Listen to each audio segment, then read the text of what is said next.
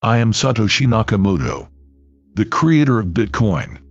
For years, people have been trying to create an electronic payment system based on cryptographic proof instead of trust. This would allow people to securely transfer money without the need for third party, such as a bank or credit card company.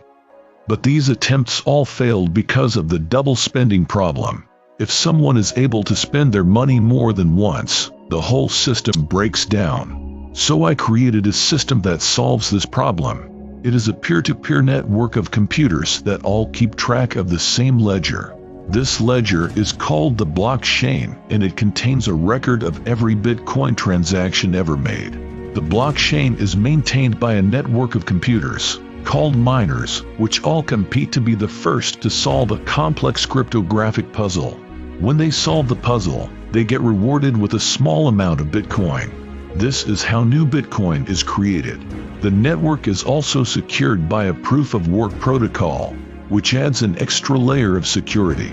This means that all transactions are securely recorded and verified, preventing double spending and ensuring that the system is secure and trustworthy.